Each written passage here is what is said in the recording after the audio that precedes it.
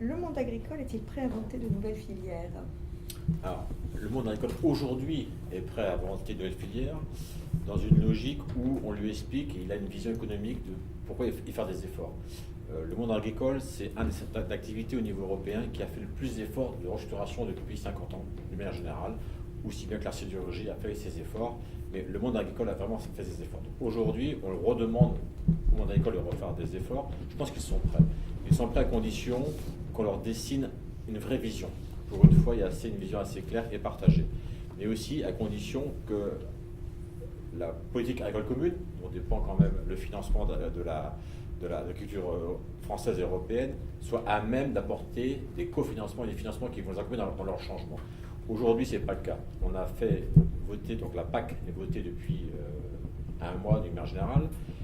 On a voté une PAC verte avec des éco-conditionnalités.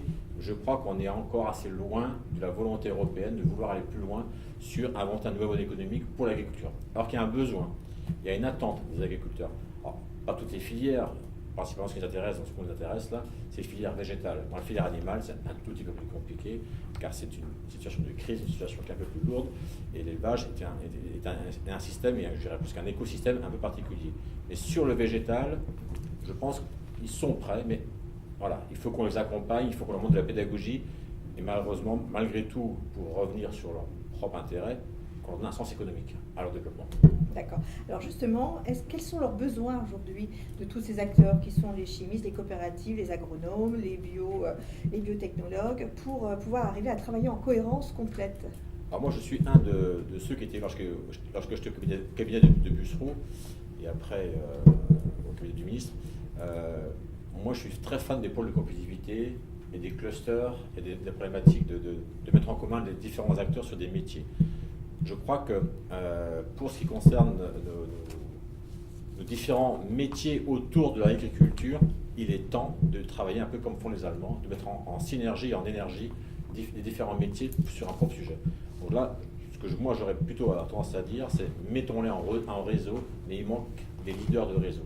Pour ce faire, il faut trouver des acteurs leaders sur les territoires, sur les terrains, sur l'économie territoriale, pour faire en sorte qu'on les rassemble et qu'on arrête d'opposer la science de recherche avec la science du vivant que sont les agriculteurs. Aujourd'hui, je pense, moi je suis intimement convaincu qu'un agriculteur, c'est un scientifique du vivant. Il regarde sa terre, il regarde son végétal, il regarde ses animaux autour de lui, il regarde sa biodiversité autour de lui. Donc inconsciemment, c'est un acteur positif dans cette démarche-là. Simplement, on le confronte ou se confronte avec des scientifiques ou avec des gens qui sont dans la recherche fondamentale. Je pense qu'il faut arrêter un peu de cloisonner tout ça. Je pense que si on revient sur la biodiversité, sur la bioéconomie, ça n'appartient justement à personne.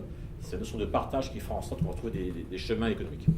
Et vous pensez que les pôles de compétitivité aujourd'hui sont efficaces dans ce domaine? D'abord, quels sont ceux qui existent aujourd'hui? Un pôle leader, c'est le pôle IAR le pôle IAR.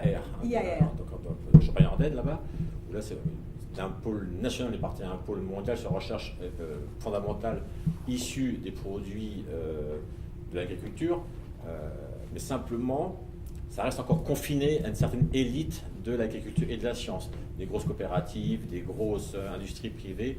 Et je crois que l'agriculteur lui-même ne voit pas trop ce qui se passe, il n'a pas le retour de ce qui se passe dans ces pôles de compétitivité. Donc il faut un petit peu ouvrir, bien que nous sommes sur la recherche fondamentale, du secret de compétitivité entre les États et entre les technologies françaises, les technologies américaines, chinoises ou indiennes. Mais on devrait avoir un droit de retour pour montrer aux agriculteurs que leur action positive dans la démarche écologique, lorsqu'ils y sont, typiquement ceux qui sont sur l'agriculture durable, permettent de faire de l'innovation et de l'économie derrière ça. Mais est-ce qu'aujourd'hui, ces agriculteurs demandent justement ces pôles de compétitivité?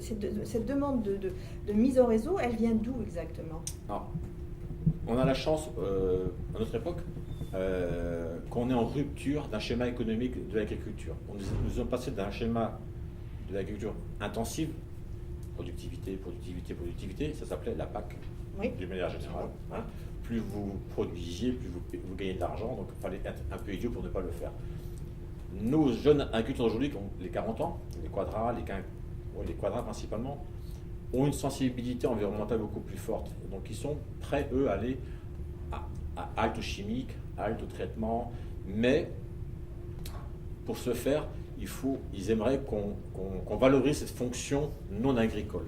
Donc, tant qu'on n'aura pas déterminé un champ économique sur la valorisation de la fonction non agricole du paysan, c'est-à-dire la production pure et dure ou la gestion du cheptel, on aura encore des difficultés. Je crois que là, il y a un enjeu important. C'est pour ça d'ailleurs que j'ai créé un département bioéconomie chez ASP. C'est pour recréer des fonctions non agricoles et les rendre légitimes sur de l'économie non agricole. C'est parfait.